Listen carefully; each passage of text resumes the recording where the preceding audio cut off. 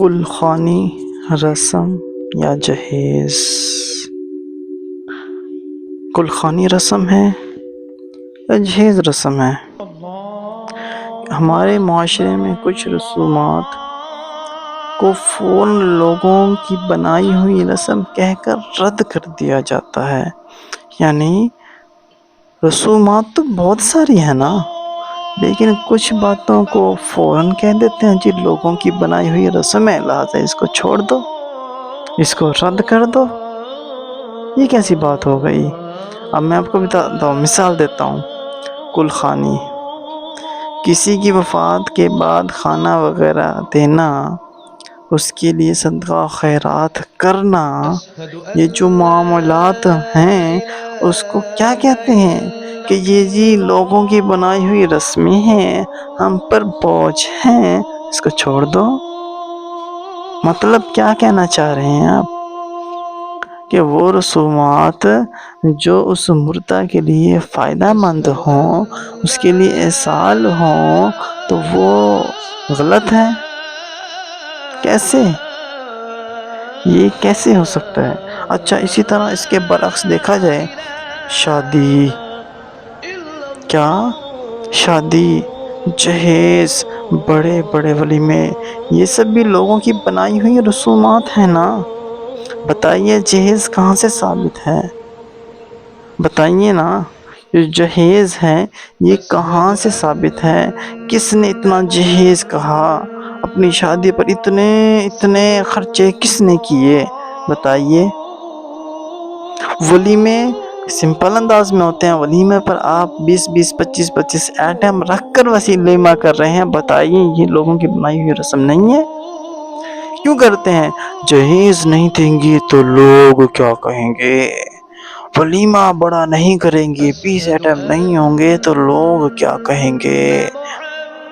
اسی طرح گلخانی پر بھی یہ نا، گلخانی نہیں کریں گے تو لوگ کیا کہیں گے؟ پھر لوگ اس پہ بولتے ہیں یار گلخانی لوگوں کی بنائی ہوئی رسم ہے، لہٰذا اس کو چھوڑ دو۔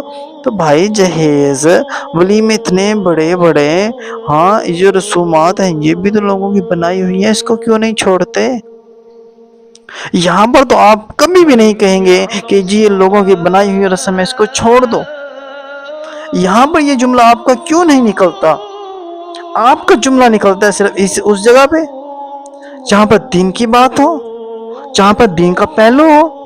دین سے پہلو سے ہٹ کر بات آئے تو سب کچھ بھول جاتے ہیں آپ۔ کیا دنیا رہ گئی ہے؟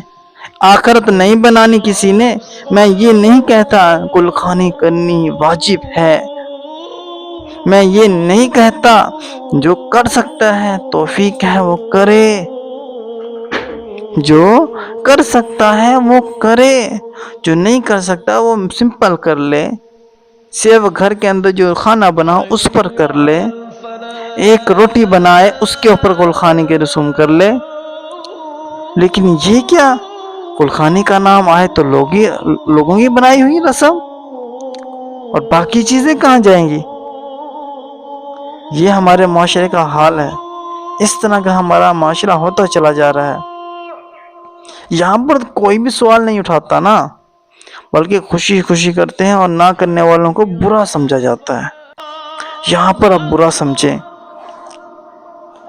اب یہ بتائیں، اگر گلخانی لوگوں کی بنائی رسم ہے تو جہیز اور مہنگی شادی کیوں نہیں؟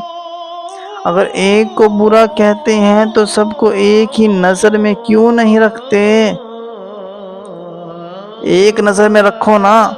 قرآن و حدیث میں ایسی رسومات کا کوئی حکم نہیں۔ اصل دین سادگی ہے، چاہے خوشی ہو یا غم۔ جو گلخانی کو برانڈڈ بنا دیتے ہیں، ہم اس کے حق میں نہیں ہیں۔ میں نہیں کہتا، سادگی، حضور کو سادگی پسند تھی۔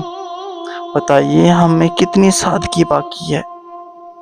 نبی کریم نے زندگی میں سادگی اختیار کی اور ہمیں بھی یہی تعلیم دی۔ جب حضور ہمیں یہ تعلیم دے کر گئے تو بتائیے ہم کون سی تعلیم پر عمل کر رہے ہیں؟ اب مجھے یہ بتائیے، آپ ایک بار سوچے صحیح، اس کو سوچ کر دیکھیں کہ ہم ایک چیز کو دیکھیں، دو پہلوؤں سے دیکھیں تو سمجھ آتا ہے، لیکن آپ دو چیزوں کو دو الگ الگ پہلو سے دیکھ رہے ہیں۔ مطلب جہاں دین کی بات آ گئی وہ غلط ہے، رسم میں سے ہے، لوگوں کی بنائی ہوئی رسومات ہیں، لیکن جہاں پر دین سے ہٹ کر دنیا کی بات آ جائے تو آپ لوگ کہتے ہیں نہیں جی یار، اگر نہیں کیتی تو پھر پتہ نہیں کی ہو جانا۔